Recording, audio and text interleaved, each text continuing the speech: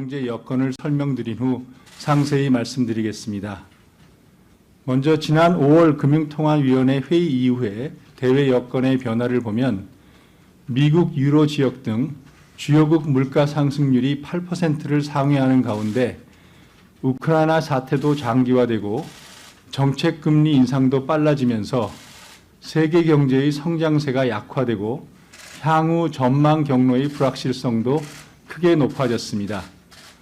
이를 반영하여 국제금융시장에서의 위험 회피 심리가 강화되면서 달러화가 강세를 지속하고 주가가 상당폭 하락하였으며 주요국 국채 금리는 큰 폭으로 등락하였습니다.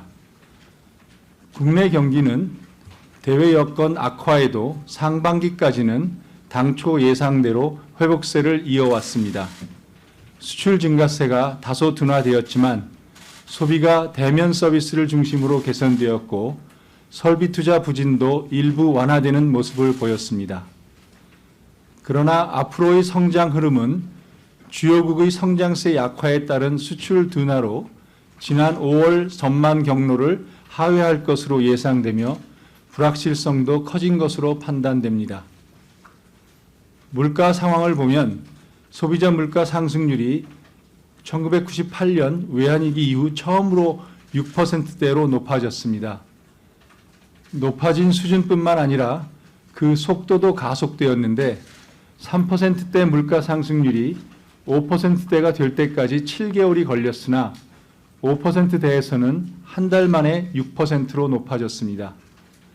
또한 공급 요인뿐만 아니라 수요 압력도 커져 물가 상승률이 5%를 웃도는 품목 비중이 50%에 이르는 등 물가 상승의 확산 정도도 보다 광범해지고 있습니다.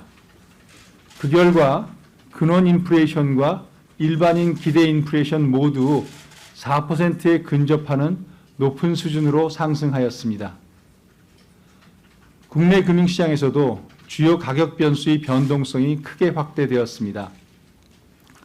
장기 시장 금리도 국내외 정책 금리 인상이 빨라질 것으로 전망되면서 상당폭 상승하였으며 주가는 글로벌 경기 둔화 우려 등으로 큰 폭 하락하였습니다. 원달러 환율은 글로벌 미 달러화 강세, 내외국인 주식 투자 자금 순유출 등의 영향으로 1,300원 이상으로 높아졌습니다. 금융안정 상황을 살펴보면 6월 중 금융권 가계대출은 신용대출 감소에도 주택 관련 대출을 중심으로 소폭 증가하였고 주택 매매 가격은 보합세를 이어갔습니다.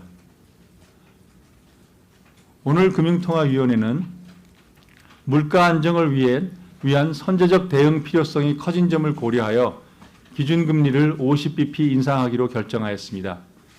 이 결정은 금통위원 전원 일치였습니다.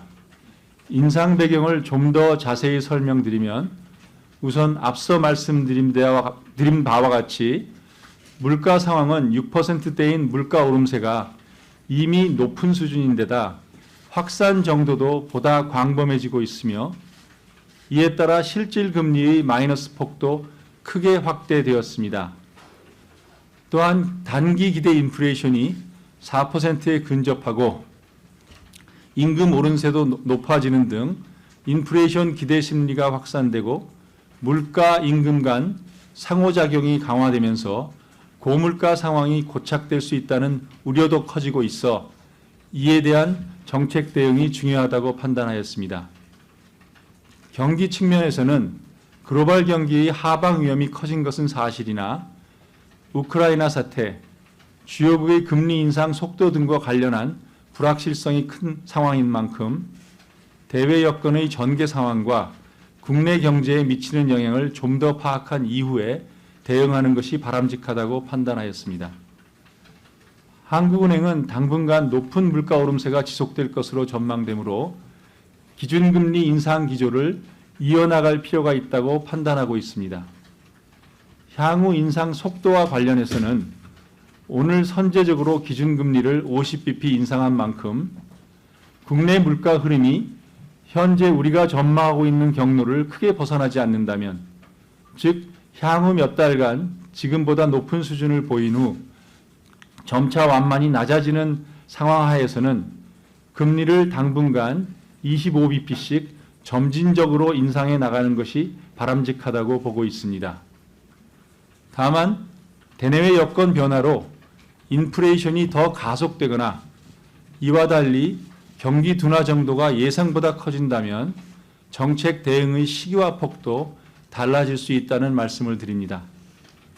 이 과정에서 신흥국의 환율 상승 및 자본 유출 압력 증대와 그에 따른 국제금융시장 상황 변화가 우리 금융 외환 시장에 미칠 영향에 대해서도 예의주시하겠습니다. 금융통화위원회는 이번 50bp 금리 인상으로 취약계층의 어려움이 가중될 수 있다는 점을 잘 알고 있습니다. 하지만 현 상황에서 물가 대응에 실기해 물가와 임금 간 상호작용이 강화되고 고인플레이션 상황이 고착된다면 향후 더 큰 폭의 금리 인상이 불가피해져 경제 전반은 물론 취약계층에도 그 피해가 더 커질 수 있습니다. 금리 인상 과정에서 어려움이 커지는 취약 부분에 대해서는 정부와 함께 중앙은행도 선별적 지원 방안을 찾아보도록 노력하겠습니다.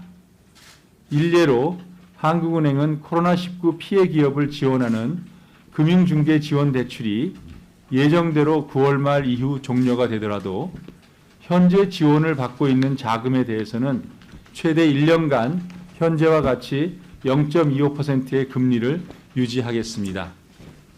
아울러 한국은행은 가계 변동금리 대출의 고정금리 전환 지원 등을 통해 가계부채의 구조 개선에도 노력하도록 하겠습니다. 감사합니다. 네, 지금부터 질의응답 시간을 갖겠습니다. 질문을 하실 분은 손을 들어주시고